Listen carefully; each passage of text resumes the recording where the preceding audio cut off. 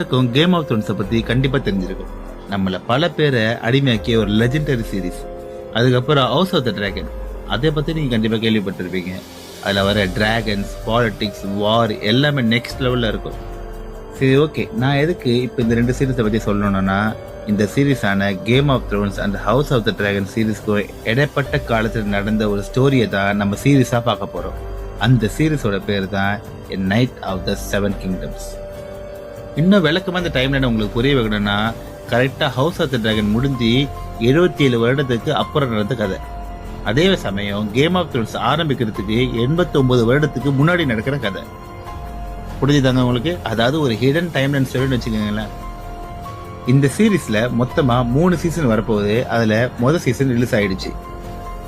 வாரத்துக்கு கண்டிப்பா நான் 2 வீடியோ போட்டு ட்ரை பண்றேன். நாம இப்ப என்ன பண்ண போறோம்னா, அந்த ஒரு எபிசோடையும் உங்க எல்லாருக்கும் சிம்பிளா புரியுற மாதிரி நரேட் பண்ண போறேன். அதே போல இந்த சீரீஸ்ல ரொம்ப அடல்ட் கண்டென்ட்லாம் அதிகமா இருக்குங்க. அதனால நான் மேக்ஸிமம் சென்சார் பண்ணி ஃபேமிலி ஃப்ரெண்ட்லியா எக்ஸ்பிளைன் பண்ண ட்ரை பண்றேன். முடிஞ்ச அளவுக்கு கேரக்டர்ஸ் ஞாபகம் வச்சுக்க ட்ரை பண்ணுங்க. ஏன்னா சில கேரக்டர் அவங்களோட தோட்டத்தை வச்சு கூட நான் சொல்லிடுவேன். ஆனா இருந்தாலும் நீங்க சில கேரக்டர் ஞாபகம் வச்சுதாங்க ஆகணும். சரி, வாங்க நம்ம எபிசோடுல போலாம். இந்த